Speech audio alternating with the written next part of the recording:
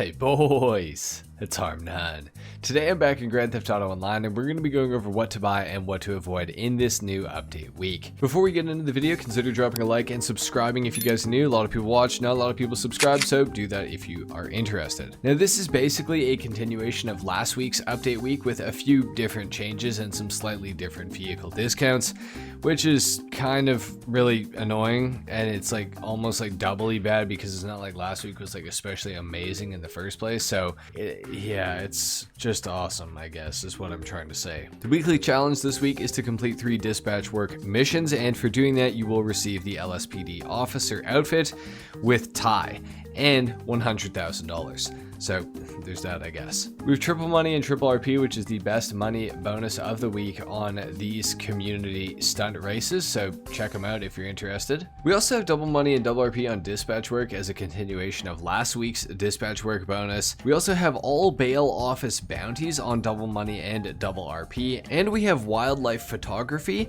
as well as the pursuit series both on double money and double RP this week as well. So we have quite a few things on double money and double RP. None of them are just especially awesome, I guess. And last but not least, we have double money and double RP on the hunting pack adversary mode, which is actually a pretty fun one, and I would recommend trying it out if you have some friends to play with. Starting off on Warstock Cash and Carry with most of the discounts, a lot of them are going to be on police vehicles again, but starting off with the newest thing of the week, which is probably one of the better discounts of the week, is on the Titan 250D. It is 25% off this week, which is a pretty sizable discount. Now this thing is still not that good if you're a solo player.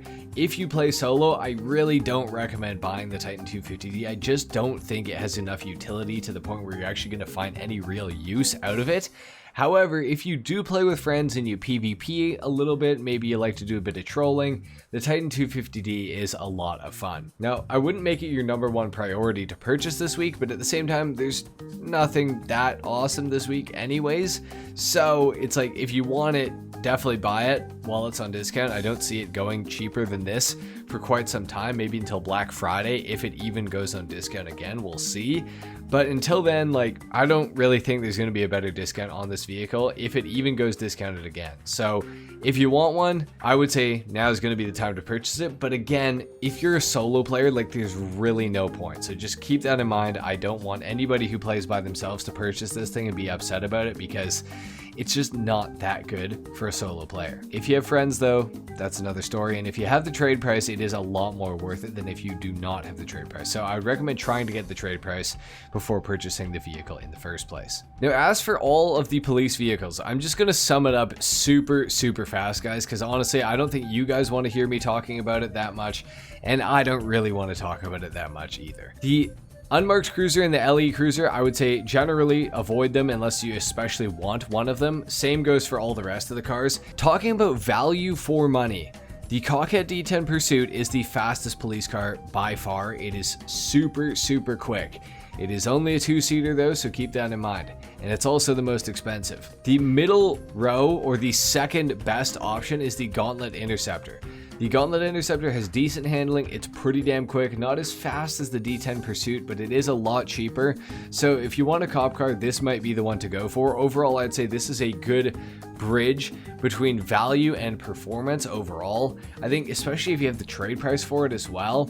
I mean, if you have the trade price, it's like a no-brainer to purchase this thing in my opinion, but the Cockhead D10 Pursuit at the end of the day is faster. So you're gonna have to make that decision for yourselves. The D10 Pursuit is like significantly faster though, so just keep that in mind. That's all I really have to say about that. The police bike has a speed glitch when going in a straight line if you wheelie, which is cool, and you get a special outfit with it as well.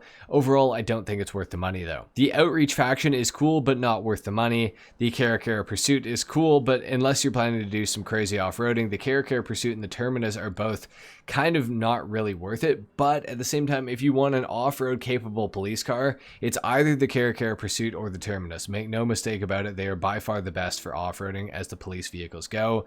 I would give the edge to the Terminus, and it's also a little bit cheaper, but the Caracara Pursuit is pretty cool too. Literally everything else avoid. Do not buy any of the other stuff. It is just simply not worth it. Again, unless you specifically want one of these other vehicles. And if you do want one, now is going to be a good time to purchase them because they're all discounted. But as far as the ones to actually go for, if you're wanting a great police car, It's the D10 Pursuit or it's the Gauntlet Interceptor. If you want an off-road police car, it's the Terminus Patrol or the Caracara Pursuit. Up to your personal preference on those. Everything else, avoid. Over on Legendary Motorsport, we have the Pfister Comet Safari, which is actually a fantastic car, and for under 500k, you cannot get a better off-road sports car in the entire game. This thing's in the sports category, technically, so it's not actually an off-roader, but it is fantastic off-road. So if you're in the market for something to get around very quickly off-road, have a good rally car, anything like that, this thing is absolutely fantastic, and for under 500k, you cannot go wrong with the Comet Safari. It is a legendary vehicle. Fun fact as well, it can be equipped with front-mounted machine guns, which is just an added bonus through the Avenger or the MOC. So that's pretty cool. You gotta have a Comet Safari. It's all-wheel drive, it's great at climbing, great at off-roading, great at rallying, great at pretty much anything to do with anything in this entire game. The Safari is just purely excellent. And last but not least, we have the Nagasaki Strider, which you should avoid like your life depends on it, because this thing is fucking awful. So please don't buy one. It's $469,000 or $350,000 if you somehow have the trade price for it,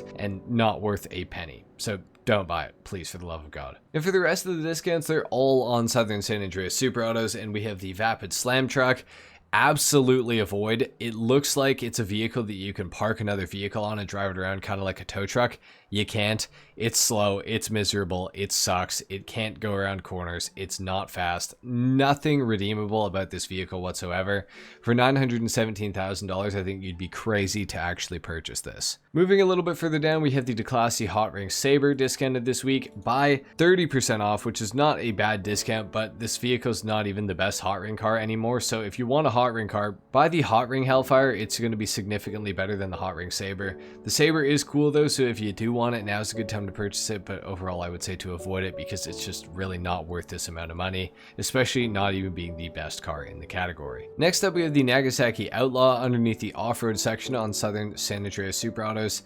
This thing is pretty good off-road. It's actually a lot of fun to drive around. It is extremely overpriced though for what you're getting, so I would say for most people you're going to want to avoid this thing unless you want some sort of off-road, sort of basically dune buggy. And if you're not in the market for that, just avoid it. You're not really missing anything. Customization wise, there's really nothing that can even be done to this thing in the first place, so you're not missing much by not purchasing the Nagasaki Outlaw. The podium vehicle within the casino is the Albany VSTR, which is an absolutely fantastic car.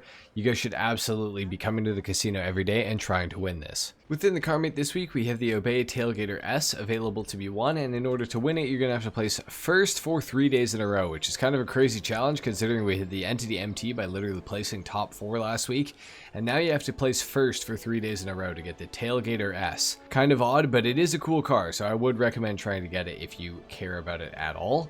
Within the car meet here, we have the Western Wolfsbane available to be purchased, going for $95,000. It's pretty sick looking, so I would buy that personally.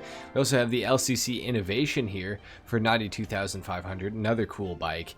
The Vapid Retinue here is $615,000. Now the Retinue is technically removed, so if you do want it, it is probably a good time to buy it now since it's just back in the game to begin with, but it might go on discount at some point as well, so you might want to wait for that as well. The Maibatsu Monstrosity is the HSW test ride for the week, and it is going for $2,951,000 if you want to purchase it outright just like this, which I would say is kind of a lot of money and probably not that worth it. Within the salvage yard, these are the vehicles that are available to be stolen this week. Of course, none of them are claimable, but we do have the Enos Stafford available by completing the cargo ship robbery, the Sterling GT for completing the McToney robbery, and the Dinka Kenjo SJ for completing the Duggan robbery. Your priority file within the Garment Factory this week is going to be the Fine Art file, so it's paying double. And within Simeon's, we have some interesting vehicles here. We have the Volcar Warrener, which is actually a pretty cool car. It goes for $120,000. I would say to purchase this thing this week. It's really cool.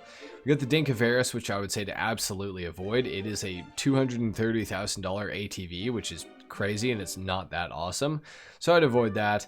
The Dundreary Landstalker XL, really cool SUV, but really overpriced, $1,239,000. I'd say you can pretty safely avoid that one unless you're explicitly in the market for one to begin with.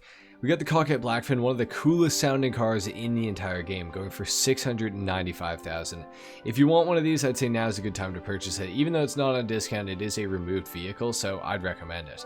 We also have the Hijack Ruston going for $437,000. This thing's a great driver's car, so I would recommend it if you want an awesome driver's car, but other than that, you don't really need to purchase it. At Luxury Autos, we have the Annis Minimus with a livery on it, and we have the DeClasse Walton L35 stock with a livery on it.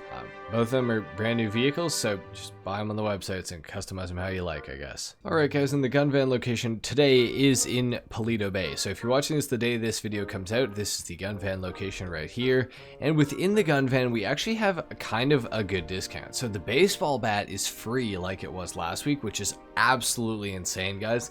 That's like a $200 value, so that's super sick that that's free. We also have the knife available in here, but we have the stun gun, which is also free this week. So if you don't have a stun gun, you can get it for free, which is pretty awesome. The combat shotgun is also in here, which used to be a KO Perico exclusive, so that's pretty cool. We got the railgun, the heavy rifle, the compact grenade launcher, the pump shotgun, and the switchblade. So definitely get the stun gun, definitely get the baseball bat while they're free for sure. The railgun is really good, the combat shotgun is also really good, and the compact grenade launcher is also very good. For throwables, we got grenades, tear gas, and sticky bombs, of course, and body armor is discounted 30% off again this week. So absolutely insane right there. Your RC Bandito time trial for today is Cypress Flats. Your junk energy is, of course, Mirror Park. Your regular time trial is Elysian Island, and your HSW time trial is up here, and it is, of course, North Chumash to Palomino Highlands. So it's going to start right here, and it's going to end all the way down at the very bottom of this road right here. Anyway, guys, there you have it. That's been it for what to buy and what to avoid this week in Grand Theft Auto Online.